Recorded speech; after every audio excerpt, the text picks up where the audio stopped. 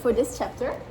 I am extremely happy to be doing this event here at All Purpose, who kindly hosted us the first time and the second time today, because they're very good friends.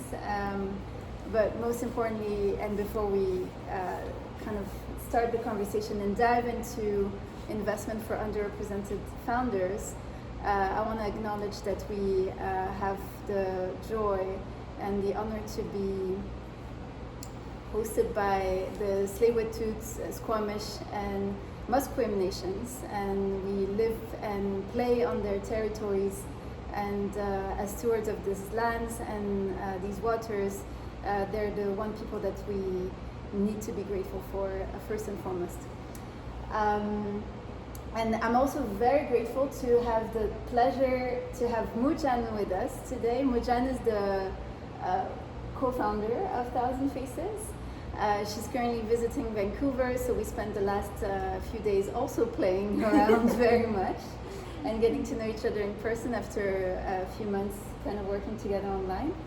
And yeah, so we'll dive into Thousand Faces a bit more before we start the full conversation and the dialogue with Telzel from eFund, which is a BC-based angel investing club that has been active for many years, and we're super excited to kind of start the conversation together and see what the landscape is, how angel investing is kind of shifting the narrative for underrepresented founders. I know many of you are in this space in the capacity of entrepreneurs or leading accelerators or funds, so I want to make sure that you feel kind of completely included in the conversation. I think I'm going to lead with a few questions, but it's kind of like an open circle. And we might be joined later on by a few more people.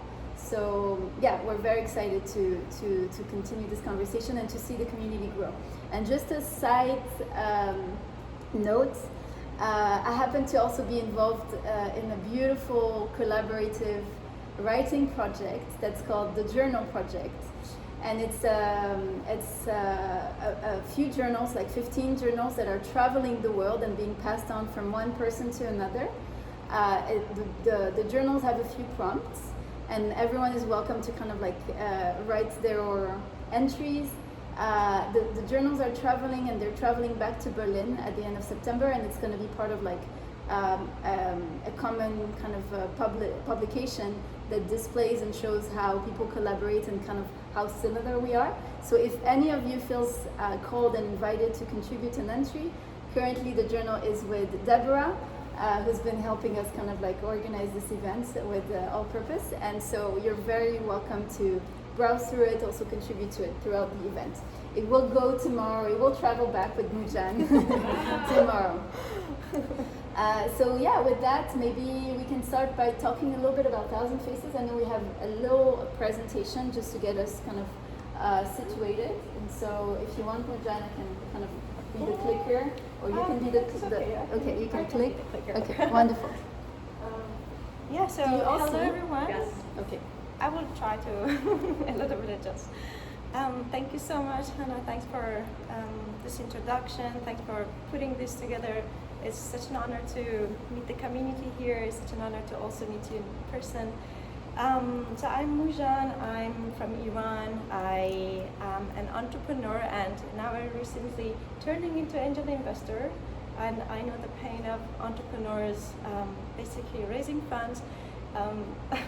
Initially, actually, 9 years ago, I, with my two co-founders, created a non-profit out of France called Women in AI in Paris. So she's actually our chapter lead in Vancouver. It's such an honor to meet you the first time. Yeah, and for me, this has been a journey that has been with me since I was in Iran to support women. I didn't know exactly why I was doing it until I realized a deep gap we have in every industry. And at that time, I realized about AI and trying to create educational programs, working with governments, working with corporations, running awards for entrepreneurs, and supporting them. And yet, every time we were getting somewhere, we were blocked by funding. And that's basically the reason I created Thousand Faces with my sister. where people can see. Okay, yeah, thank you so much. So 3 years ago, I was in the middle of a jungle doing a retreat in Peru, and I basically had this idea of I want to create a platform to support female founders. Because most of you know that there is a small slice of funding going to female founders, which is globally 2%. In Europe is around like 5%. For other countries it's even less, like North America. And with my sister, we decided to create this to support the journey of founders in raising capital. And our focus is really to supporting, we say women and the planet, so our focus is really to support companies and causes that they make the world a better place. And if you look at statistics, women actually make twice more impact in terms of like projects they lead, the companies they build. Like statistically, women tend to build more sustainable, impact-driven organizations and businesses. And yet they are funded less than male partners. And impact also for some time now is like changing, has been taken not so seriously. Now we have a lot of regulations coming, we see the climate, we see a lot of wars, and like this is becoming more sensitive and obvious. So we're trying to create a platform to connect female founders and female investors. We do have male investors in our community, but what we realized was in order to close this funding gap, we need to increase the number of female investors, basically women writing checks. The reason that women don't raise enough funds is actually the lack of female investors. And there's nothing wrong with men funding men, that's totally natural, it's nature. But there is this conscious and unconscious bias that exists. So initially we tried to train the community, educate them to invest more in female founders because they actually generate more revenue. Mm-hmm. It's been shown by statistics and studies that female founded companies actually create 20% more revenues in terms of creativity revenues and 10% overall. Out of $1 of invested in a female founder, women make 70% of ROI versus men 30%. So there are like all these things available. It's a wise decision to invest in female founders, but this is not happening. And so we decided to create a program to train more women into investment. So that's where we are at the moment. We are a community. Today we have a community of roughly 8,000 members. We do have founders, we do have investors, we have people who are enthusiastic about climate impact, people who are like supporting founders with advisory. We have an investors club where the community comes together and they get opportunity to see deal flows, startups to be able to invest in them. We also organize a lot of events during major conferences in the world where we have somebody available or we have a team who's attending them. We organize side events, like maybe you've heard of Web Summit, maybe Slush. Mostly we're European focus because the company is French, I myself based in France. But we're slowly doing that in different parts of the world. We also do a lot of online events. Hi. Please. Welcome. Yes. Yeah, please have a seat. We organize, for example, webinars and talks, and all our programs are also online. All the coachings we have are online. And then we also provide startups with what we call the startup support program, where we really sit with them and work with them to tailor their pitch, meet with investors that they could match, and join on the pitch sessions in front of our investors community, and hopefully they raise funds. So we try to facilitate that for them. Faster because of time. So these are like different chapters we have today. So you see the Vancouver. We also have someone who joined us in the US. Slowly we're going to kick that off. We have London, Copenhagen, Paris, Helsinki, and very soon we're going to have Spain and Portugal. So just very quickly about our program, which is our main program. It's called Impact Angel Investing. We have two types of the program. One is an online course, which is basically do it yourself. You go on a platform, you sign up, and you go through the whole 20 plus hours of courses. Hannah has done that. Actually, that's how we met each other. You joined our program, and then eventually you decided to support us to launch a community here. And all of our actually chapter leads have come through our program, and that's how they started the journey. So it was really interesting to see the community growing through the education journey. And then apart from the course, there is a cohort that is for 3 months weekly coaching on investment with professional investors. Whoever wants to learn about angel investing or curious how it works, they could join the program. And the idea is that during these 3 months, we provide our cohort with real deal flow that they come through us, real startup that we screen them. Then we go through the pitch sessions, we invite those startups to pitch. And then finally, if they get selected, they will receive an investment from the group. So that's about the program. If anybody is interested, you can scan this. Our next cohort is coming up in 2 weeks. So it kicks off on September 16th all the way to December 2nd.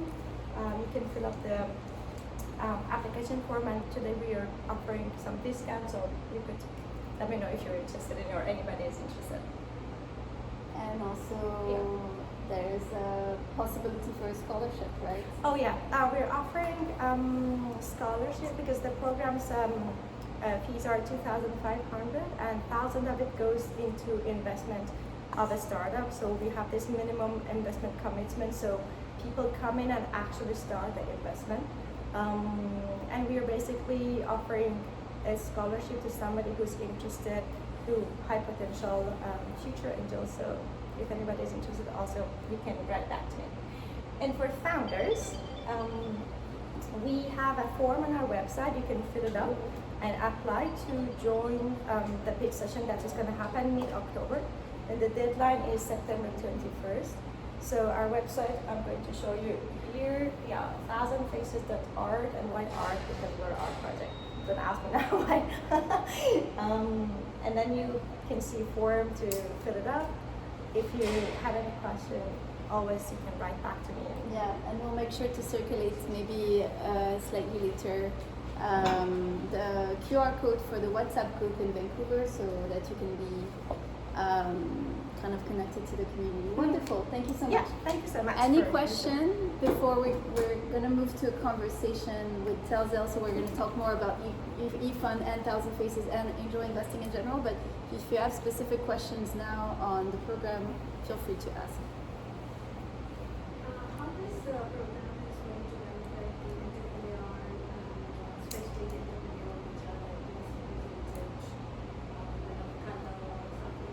How that program will help them? So if I understand the question, well, how does the program help women of color with raising funds? Is that the question? An entrepreneur woman. An entrepreneurial woman, basically the founders. Yeah. So, I mean, we have programs for female founders. It can be female, basically women of color, or any basically woman who's creating an impact startup. So if the startup is categorized as an impact startup, which we have a definition for that, meaning that they are contributing to one of the SDGs, mainly like climate, sustainability, healthcare, social impact, education. It can be like related to something that is impact as a core. Then they can come into our program, and then we can support them. So we have that's what I showed, the application form that you can go on our website and you can fill that up, and then we can support you. We also have a community on the global WhatsApp group that is called Founders and Investors. So then founders, they can share about themselves, they ask questions. We have a group just specifically for founders, and then we have like groups for different chapters. So depending on what support you need, well, maybe you want to tell me what you exactly are looking for so I can support you more. Is it about educational on entrepreneurship, or it's for your startup? For my startup. Okay. essentially, when you apply, you get a chance to be selected after due diligence to pitch your project to the investment club. And so, if the investment club decides to kind of invest in you, then you may have a ticket already. But then also through the app, through all the community, you get a chance to be exposed to other potential investors and other programs and so on. So I think that's the main exactly. draw for. Yeah, it's mainly for startups that they are early stage and they are ready to raise funds. That's where we can support them. If it's a bit earlier, we probably are not the best partner, but you can always look at incubators. We can give you recommendations for sure. And when you're ready to raise funds, we can support you in really getting ready for that and connecting you with investors. Did that answer your question? Yeah. Thank you. Any other question? Otherwise, we're going to dive back into 1,000 Faces, obviously. But I want to actually, well, thank you so much, Mujan, for this overview. And I can tell and testify that it's been a wonderful program. I'm a knowledge worm. I love getting to know more. And I am in the social finance industry. But I must say, doing this program actually got me to rethink my approach in terms of how I manage my own investments. And I was really happy and pleased to see so many people, so many professionals contribute so much. It was things as precise as a tax advisor telling you what is the best vehicle to optimize your angel investing strategy. So I think for me it's been super useful, and also to network with all these amazing practitioners in the field. So with that said, I want to kind of take a step back and acknowledge that we're in a time where those challenges in terms of distribution of capital are immense, and at the same time the opportunities are very much there. And so angel investing is a super exciting space to be in, to interact, to kind of shift the needle. And I want to go to Telcel to tell us more about eFund and what was the spark, the vision originally, and where is it now? Oh, we need to have context for this, all right? Because I'm going to talk about two funds. Yeah. eFund is the regional fund based in British Columbia. It invests only in eligible business corporations based in the province of British Columbia. So it's our regional fund. Then I also have another national fund. It's called the Archangel Network of Funds, where there are 4 sub-funds. I'm most associated with one of the sub-funds called Phoenix Fire, which invests in Canadian ventures that are women-led. So there's a regional perspective, a national perspective, and plus I'm best buddies with the Pacific Northwest Angels, which is a group of angels in the Pacific Northwest. So it goes as far as Northern California, Oregon, Washington, and Idaho, and then BC. I'm the BC rep for that group. So there's a bit of context. And your question was, how did I get into? Yeah, how did you get into it? And, yeah. Okay, well, there's my background is as a research scientist. I did some work in some biochemistry, and then I moved to business, and I moved to government policy, and then I started to worked in corporate, which didn't agree with me. Surprisingly. That's what we're all here. Yes, corporate has its place. I don't have a place in it. Mm-hmm. So I became an entrepreneur because that was the best way of balancing my life as a single parent, and to where I could actually, manage my own time. And I got in the world of startups, and I'll tell you, you entrepreneurs inspire me because the ideas that we come with that have such global impact, it just blows my mind. And I'm thinking, how I could, never think of the ideas that come up with entrepreneurs. It was just amazing. And so I started angel investing almost backwards, because I would be helping entrepreneurs looking for capital, and eventually I said, well, I'll look for capital for you. And then eventually I got involved in one fund and then another fund, and actually eFund is my 4th fund that I co-founded, and I've also support other funds that have been raised, started by other colleagues. In fact, one of my colleagues has invested in my fund. I've invested in his fund. And we're like this. We are so blessed here in BC because we have such a supportive network. And I guess we'll find out more about this supportive network, and we're honored and pleased that Thousand Faces is joining this network of so many support systems for entrepreneurs. Wonderful. So specifically for eFunds, what is your approach to return versus impact? Okay, we are an agnostic fund. We look at sectors. We're not particular in any sector, but every single one of our companies are impact. Yeah. We were impact before impact was a thing, because we are community driven, and it's the rank and file shareholders in the eFund that actually go out to all these events. There's so many of them. You'll be mind-boggled when I tell you them all. And they go out, they scout for good companies, and they find a company they like, and they find other eFund people who like the same company. They come together and form a team to do the due diligence. And then they write a report, and then they present the report to myself and my fellow board directors, making the case that we should be using our pooled capital to invest in that company. 40% of our companies are in life sciences mentor, SDG. Another 20% are in ag tech, SDG. Another 20% is in clean tech. And another 10% what I call miscellaneous, where we have tech enabled, AI enabled, IoT, just software enabled. So like I said, we are impact. We didn't call ourselves impact, but we did impact before it was a thing. Yeah. And what about underrepresented founders? Do you have a lot of those founders? Again, 30% of our founders are women-led or minority-led. Can I ask a question? Yeah, of Can I course. step over Yeah, you? yeah. Because I'm so curious to know, why do you think you have been having such significant numbers in terms of female founders, startups, and also impact?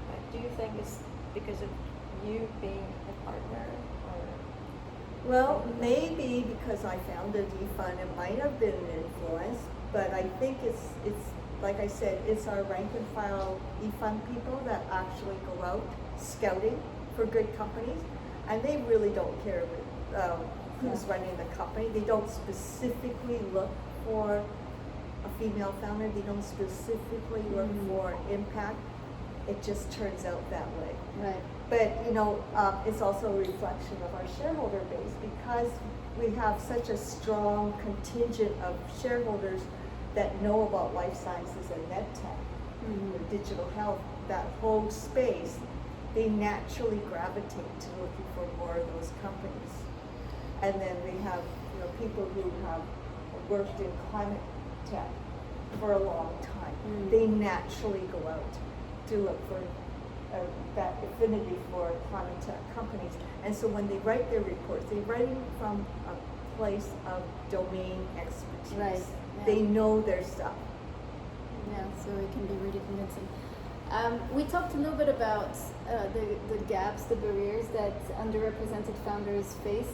You gave a number, which a lot of people have this number in mind. I'm wondering about specifically Canada. Like, do you see additional trends or elements or components of that equation of underrepresented founders not getting the traction, or not getting the traction in terms of fundraising that they want to have? Yes, that is very true, because your statistics are true. It's because a lot of them are just unaware of the resources that are available. So if they're aware, then they would know.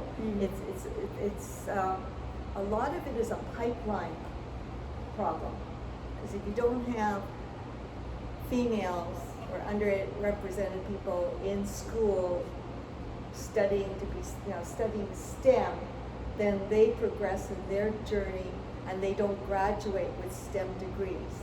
And then if they don't graduate with STEM degrees, there's a smaller pool to found STEM companies, Right. which can be investable. Right. Yeah. So I can see that. Just like it is important to share the information, to share the possibility. So all of you have kind of a role to play as ambassadors for angel investing with underrepresented founders with Beyond 1,000 Faces. I want to just add Yeah. something here. It's so interesting, this journey you mentioned, because we had these reflections with Women AI that how could we increase the number of women in STEM? How could we increase the number of female founders in AI? And it goes back to elementary school. It goes back back to families. This mindset of your girl can also learn about tech. It's not a complicated thing. And then they would eventually see the potential of learning about engineering, machine learning, AI, and then eventually building a company that can be AI driven. I mean, very few people talk about personal finances at home anyway, and so the kind of whole overall strategy of you're going to invest this and this and this and have some angel investing activities. If you had the opportunity to talk about this with your parents, I think of course that kind of gives you an edge, and very few people have that. You know what, Hannah, you need to have a support structure in place. Just a few hours ago this morning, I was talking to a colleague of mine. She was one of the rare people that had a computer science degree when it was cool. And she said that she went through corporate, and she said that she would really pull out all stops to support females who reported to her. Because she told me a story about how she had a direct report that went on maternity leave, and she was going to be denied company bonus. So she went to the manager. She fought for her direct report to get that bonus. So that's in corporate. Wow. And then she says it goes right through, not just in corporate, but in entrepreneurs. A lot of women, need that are more conscious about that family life work balance, and they can find that when they are entrepreneurs. But then if you're not finding places where you're supported, like 1,000 Faces, then it's a very lonely existence. Yeah. But really take some time to go out there and research the resources that are available to you, because there are so many here in British Columbia. We're just very, very fortunate that we have so many. So you mentioned the STEM fields as, let's say, a general sector where women in particular and underrepresented founders tend to be overlooked. What about AI? What about the space of AI? Like, I know it's a moving space, and we have some people from the women in AI community. Is this kind of shifting the narrative? Is there an opportunity for underrepresented founders to have more support, more funding? I don't know, for example, how it is in Canada, but in Europe, there's more and more, like when I compare to 10 years ago, honestly, there is just so much more support in terms of government funding initiatives. There is more and more actually angel networks supporting women, supporting female founders. There are like specific funds, for example, European Commission provides. We actually had a lot of grants of European Commission back with the European chapters to support initiatives, education, a lot of education. So there's a lot of grants. I know in Europe we can apply and we can get it. In terms of the investment side of it, I don't know how many of you know, but UK has just recently launched this angel investors, female angel investors task force, something that it supports women to learn about investment and supporting female founders. In terms of the AI, I think we had this, you probably know it better, like last year, it was like $49 billion funded in AI, if I'm not mistaken. You probably know the numbers better. In the US it was 66 billion. Yes, I know the US. Yeah, and in a global basically it was 66 half of the year, and then in Europe has been, it has like doubled almost compared to 2023. Many of these investments has been in Gen AI. It's been yeah, so many of them are also happening in pioneering countries that in Europe we have like Germany, France, UK. For female founders, I would say it's always the same because AI is just part of the like categories that female founders are creating businesses, and they get stuck with the same barriers. But we have, for example, more syndicates that they can support. In Europe, I see more and more like syndicates to be able to open networks and pull their funding together. I know in UK there is Alma Angels, there is like Angela Angels in the Nordics, Lumus Ventures, they are also operating on the Eastern Europe, and we are also starting to do it locally. So there's a lot of initiative to support the funding for female founders. And there's also a fantastic example of what's her name, Amira Murati, yeah, launching a new startup, actually breaking the record of any female founder, any actually seed level startup raising funds, like 2 million, right? 2 billion. 2 billion, yeah, it's crazy. What's an interesting trend about AI is that investors have moved on from investing in AI for AI. They're investing in the applications of AI into various industry sectors. eFund has invested in a couple of companies just recently that use AI to develop the products. And that's what we invested in. So we don't have any AI for AI portfolio companies. Right. Yeah, so it's AI is serving. We see it as a tool. Right. Can they make whatever it is that they're making better? You mentioned syndicates, and I just wonder, what are the instruments that you may see in your activities that are particularly opportune for BIWOC and underrepresented founders that you feel optimistic about? I actually want to know how many of you know what is a syndicate or an SPV? Yeah, maybe we can kind of clarify. Yeah, so SPV is basically special purpose vehicle, and as a founder, you don't want to receive checks from like 1,000 small number of investors, like checks of like 1,000, 2,000, because you end up having a cap table of so many investors, and then decision making, buyout, and everything later would be difficult. So one of the solutions is to pool these like small checks into one entity, one company that will be created only for the purpose of raising funds, and everybody puts their money inside. And then the person who gets elected to run that will be the person in charge of the whole group, can be the president of the SPV, and basically it's a very easy, simplified way to raise funds from many small investors. They come with costs. For example, one of the reasons that we always evaluate that for our fundraising, because our community, they also put like tickets of like 1,000, 2,000, less than 5,000, let's say. And SPVs come with like a cost of setup. So roughly, I think in average in Europe is around 5,000 euros. I think in North America there's a company called Allocation. There. Is around, yeah, there are a lot of them. I know that one. It's around 10K or something like that. The setups, as far as I know. You know better, but Yeah, because it depends on who's running it. Yeah. I think the point you're making, there's a lead investor. So Exactly. there's a lead investor in the SPV. In the community that I work with, we always want a lead investor, and that fund or person actually syndicates. So true story, one of our companies was led by us, by eFund. The team came and they presented their case to us, and we agreed, so we wrote a check. Not only did that, the team members who wrote the report, they wrote their own separate checks.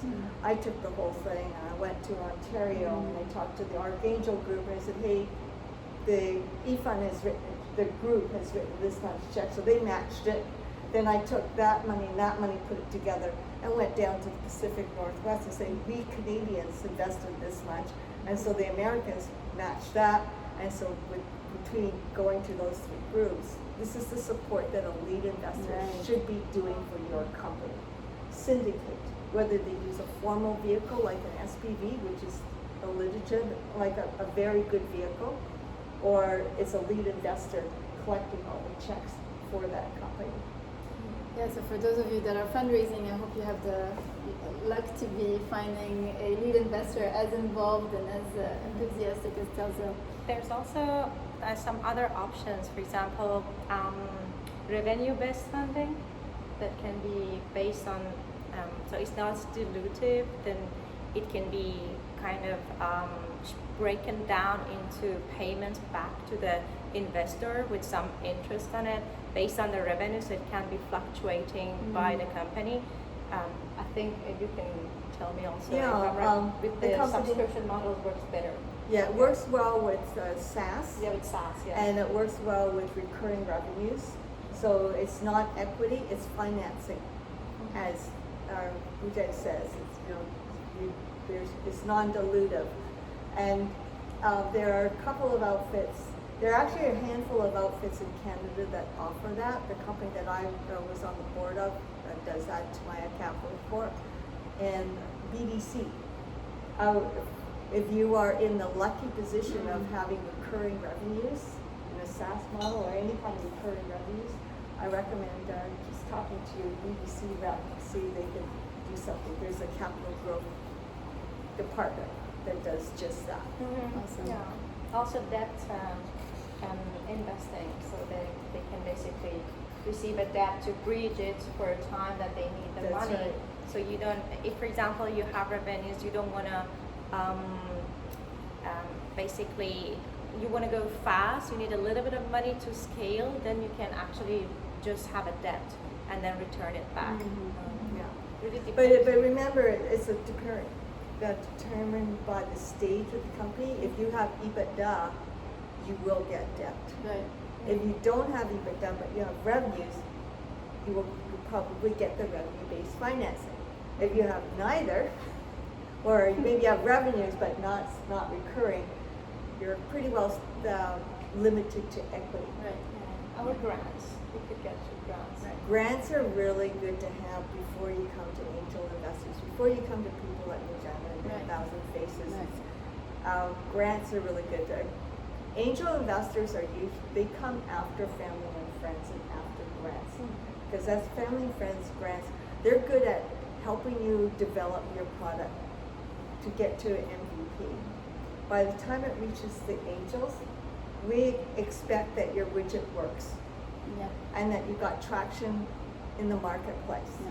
So we're looking, because our money is not to make your widget better. That's not what we want to do. We just want to make your business better because we're part of your journey. So we're the step along the way. So if you become recurring revenues, then you can go to getting revenue-based financing and get debt financing. But if you're not, there's other alternatives. Go to 1,000 Faces. I mean, they'll tell you all of these things There in is detail. one more thing. It's crowd equity. So basically, you can go on platforms that needs a lot of marketing. You need to be charming because it's like a really B2C version of raising funds. But people can fund you with like $100, like on this crowd equity, the crowdfunding. Yeah. Um, Wonderful. You've touched on my next question, and one of these platforms is called eFunder in the US. But, sorry? WeFunder. However, they have restrictions now in terms of residents in BC using WeFunder, but it's a good example. And I think there are a few more. I think in Europe there's one. in Europe, there's Lita. You can Yeah, go, that's yeah, right. you can invest in And different I remember projects. another one. And in Indigenous. Canada, Front Funder, Invested.ca are the two main crowdfunding platforms. Yeah. Front funder? Yeah. Front Funder. We'll circulate whenever we'll get you on the WhatsApp chat. We'll circulate Yeah, those we links. can so drop that- all the resources Yeah. afterwards on the group. So Yeah. I think Carolyn had a question or a reflection. Well, I was intrigued as to whether you were, when you talked about non-dilutive forms of capital, so not equity investment, is that something that you're taking your community through through, or is your main focus with the conversations and with the $1,000 each? Yeah. Is that equity? Yeah, for us, the specific service that we provide the founders is really equity. So we have actually, and it's really angel investing. Yeah. So for us, because we have a community of angel investors, and that's where we're focused, that's where we are stronger. Because we also have a program for angel investors, and that's really that early stage that we support them. Of course, we have connections with funds and VCs and other investors. Some of actually our lecturers in the angel program, they are partners at VCs. So in that regard, we can support them too. But I would say the main focus is we provided the deals to the angel network, angel community. Yeah. And then as a graduate, like once you've been through one of your programs, is there an ongoing conversation, ongoing deal flow, or is the main focus In the program of founders, you mean startups? I was thinking more for the investors. For the investors. So yeah, the journey is like that. You come in, you want to learn about angel investing. If you know it already, you join the club, you apply and you join. And then if you don't know angel investing, you can go through first the course. It's like, small course, all very affordable, like $250. Everybody can, I would assume, they want to do angel investing, they could afford it. And then they can join the boot camp. It's much more advanced. It's weekly commitment of 2 hours of live coaching. Once that is done, then basically you write your first check, you can join the investors club, and then you continue being in the club. And then you can join different due diligence groups. We have subgroups. We're going to have recurrent pitch sessions for the founders. And then investors are all invited who are in the club, are all invited to join the pitches, continue learning. We're planning to organize, create more content, more educational content. So that will be also a way to, yeah. And also you can join the local chapters. As I mentioned, we're trying to create local ecosystem with the purpose of focusing on the local needs, because every country, even in Europe, they are different. The impact startups are different. The way they work, the tax incentives are different. So yeah, that would be much more targeted. I have a couple more questions before we take on more eventually discussions and kind of go on to networking. I heard you, Mujan, talk about the European Commission, the grants and so on, and I wonder if at this point, like from both of your perspectives, from different geographies, if you see different types of funders like angel investors, accelerators, government programs kind of working together more, and if so, what is still missing for everything to pick up?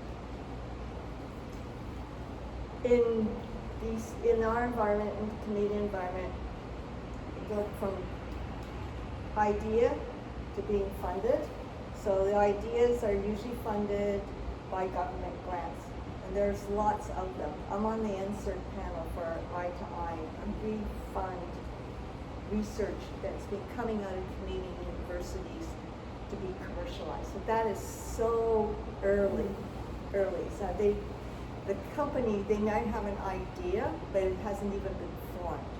Then every university in Canada has some sort of innovation program. I've got a doctoral student staying with me, and he wants to form a company. He's at UBC, and I said, I'll connect you with the UBC people. They'll take you through it. Every Canadian university has that ability. Then there are a myriad of accelerators, Spring and Launch, Foresight. There are so many incubators. So they take the early step.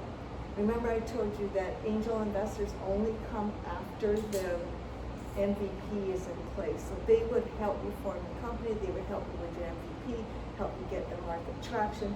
Then you come into the realm of angel investing, which is all about making your business model robust. And so there are 3 major angel groups that will pretty well cover everything. There's Vantech, Angel Forum, and Kretzu Forum.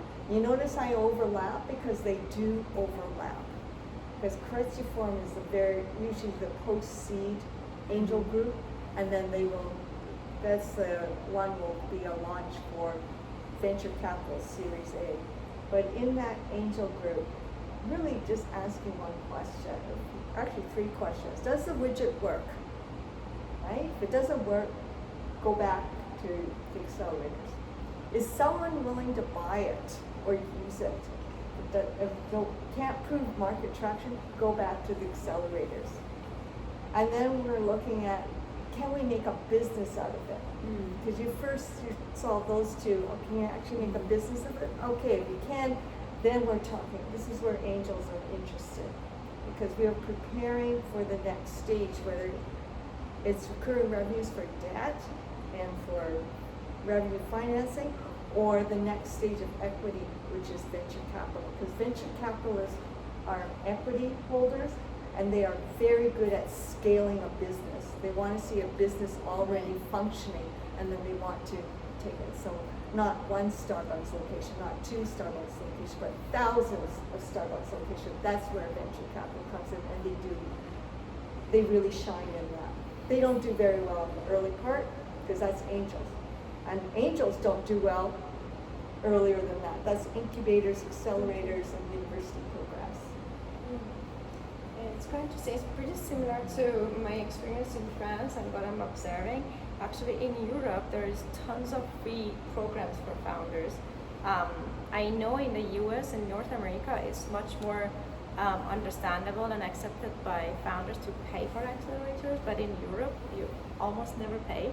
If you're a really good startup and you want to be a good startup to go to a good accelerator, they actually give you money and you come in, and you have basically all these like supports of how to create the whole like beginning of your business model and go to market and so on, almost for free, and most of the time.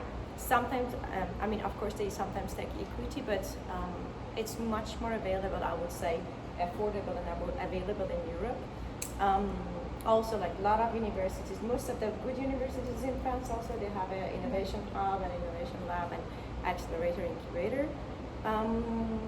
I would say one of the gaps I've witnessed is basically this, first of all, in the bigger series in Europe, we have a huge funding gap. Like Series B is really, lacking in Europe. Unfortunately, people don't spend that much money.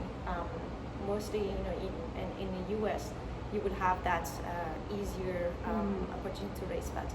But if you're like already starting early, I would say one of the things that I noticed is how to help the startups to get to actually raise fast and close deals. In Europe, we tend to be a little bit conservative, or like too much conservative, and taking a lot of time and wasting founders' time. This is the biggest problem in Europe. In the US, in North America, people say, yeah, let's go, and they do it, or they say no next. In Europe, unfortunately, this is a problem. And that's what we are trying to solve in 1,000 Faces with the process to shorten this, so founders can save time.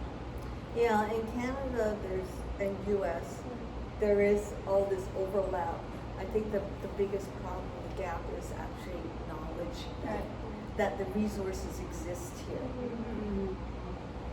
So once you get into one group, like 1,000 Faces, then you'll be connected to all the other groups. Yeah, and mapping.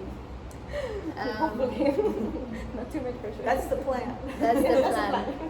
It's interesting what you said about the investors wasting funders' time. I found in my last business, it was easier to bootstrap to first customers than to actually look for funding. Right. I just like said, no, I'm not doing this. I'm just going to go to this. So it was easier to do.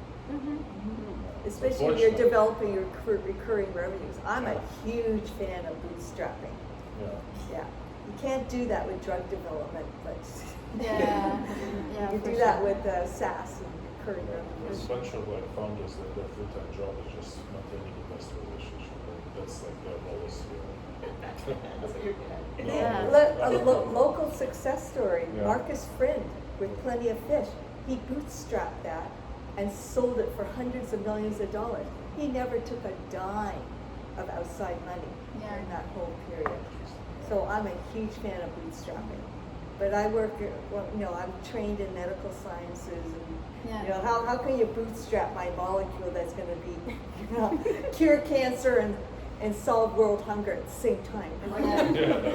But crowd equity is a good one. I've invested in a startup that does something, I mean, in broad lines, something similar on eFunder actually. So crowd equity is a good one. I have a last question, and then obviously open to more discussion, but also we can just go have drinks and chat. And I'll make sure to circulate my phone so you can take the QR code to get on the WhatsApp chat.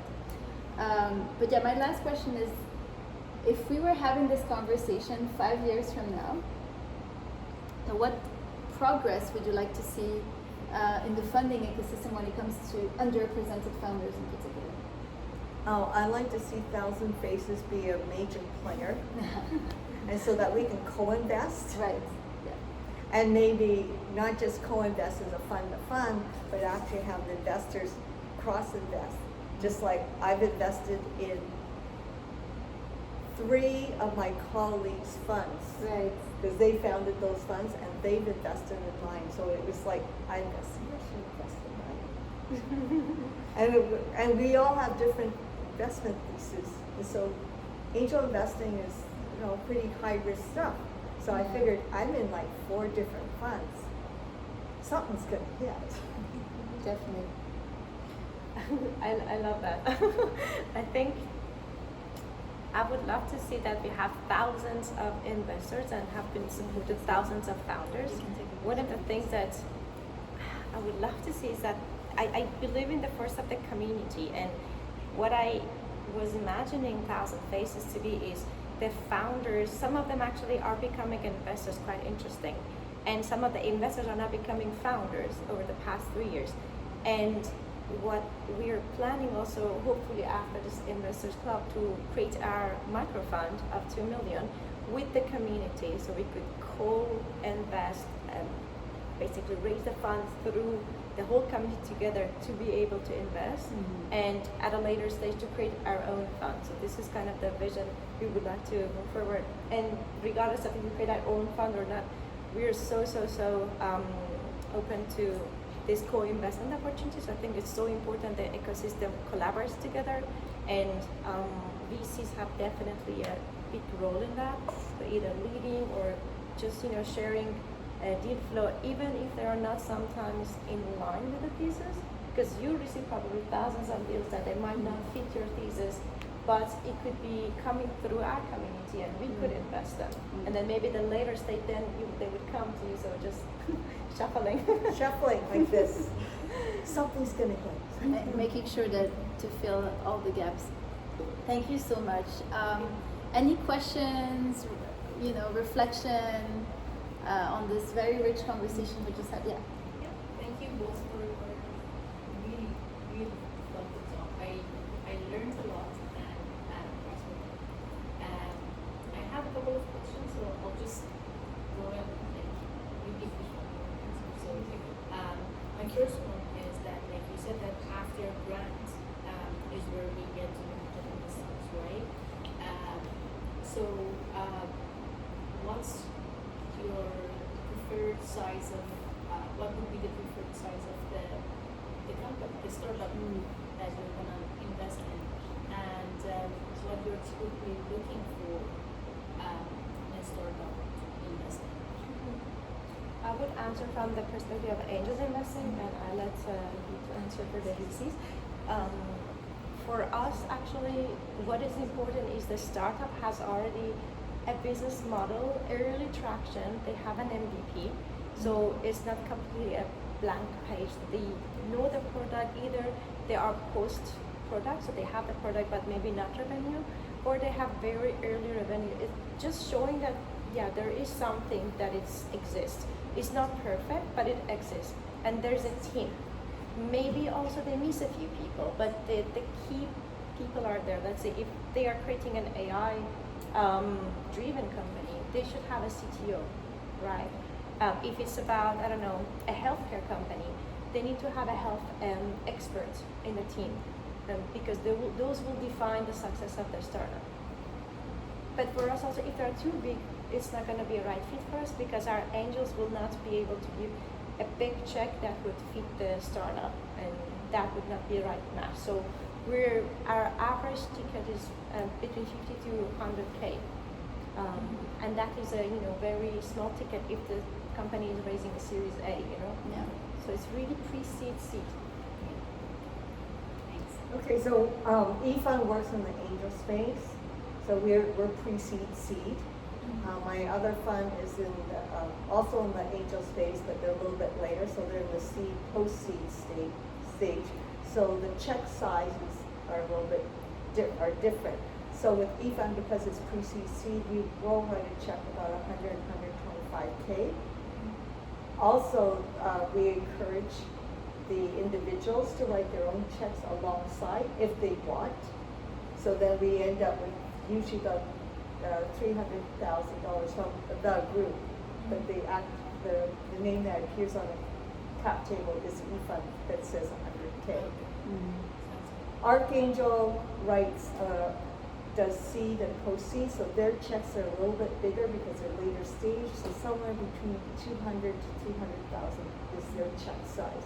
And again, they encourage their own people to write individual checks, so the whole package might be 300 to 400,000. Okay, and again, just like Jen said, we're looking to see, does the widget work? Someone willing to buy it, and if we give money, can we build a business? So assuming that a startup has the proof of concept, but to make it like useful, it will need it assume that it's like a healthcare for a healthcare use case. So it will need access to a large amount of data, and buying that data is out of options. It's not possible. Are there any sort of support in terms of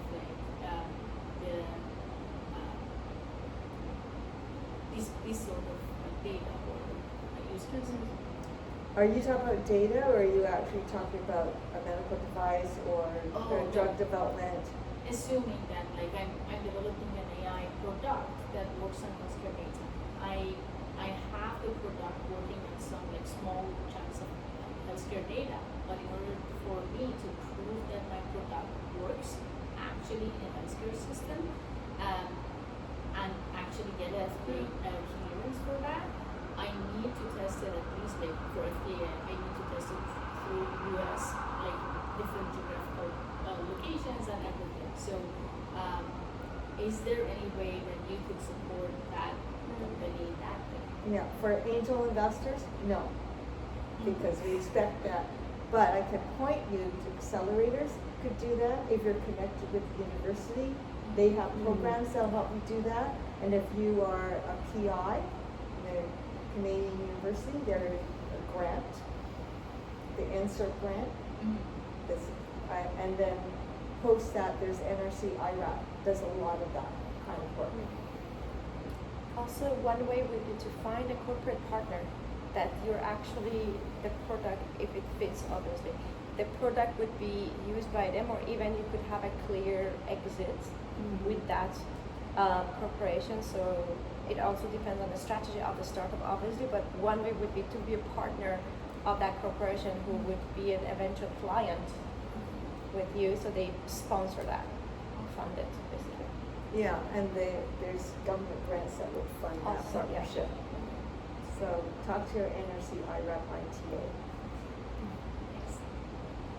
Any other question? So I heard about crowdfunding, we talked about it, and I did some research from other investors. I heard again crowdfunding is a way of collecting money for startups. But then when I did some research, I found it might have a negative impact on future rounds of fundraising. I just wanted to, I never verified it with an actual source, so I wanted to know. It's an interesting thing because I also read some articles about it, and some studies show that no unicorn or really rare unicorns had gone through crowdfunding, and honestly I can't give you a clear answer on that because I have heard both sides of it. But I would say if your crowdfunding has been a very successful one, then can be a really great sign for marketing. And if it wasn't successful, or like it's like midway or something, then could be shown that to investors later, oh, you didn't manage, for example, to run it. So then it could be seen as a negative thing. But yeah, I don't know. What do you think about it? Yeah, it really depends on the startup. Yeah. And remember, Mujan was talking about crowded cap table. It looks really messy, so that's a negative. But there are two Canadian platforms. One has taken the stance of having a certain number of shareholders on their cap table, then they take it public. So they got a vehicle to do that. The other crowdfunding platform is actually geared more to consumer-facing type of products. So if you're selling a chemical that's going to be biodegradable in soil, the crowdfunding is not a good way to go. But if you're selling a consumer good, then it might be an option for you, because you might not ever need to have further investment. Also, maybe if you're not looking for like a VC funding afterwards, or you want to, for example, bootstrap and then go angels, that can be an option. And not every startup is meant to become a unicorn anyway. I just know for myself, in terms of the startups that are listed on eFunder, most of them are quite successful, but like the traction is awesome, the reputation is awesome, they're very specific, and so I think there's a wide variety of possibilities, so I wouldn't refrain from crowd equity, depending on like specifically what's the focus on the startup. I think we can open Yeah, I networking think, actually, and then I think we are can, here, you can come to us. Exactly. Let's maybe thank you first of all. Thank you. Thank you. Yeah, thanks everyone. It was a wonderful conversation, and then I think from now we can just kind of Mingle. mingle. Round table. Thank you. And Of thank course, we you. can take a group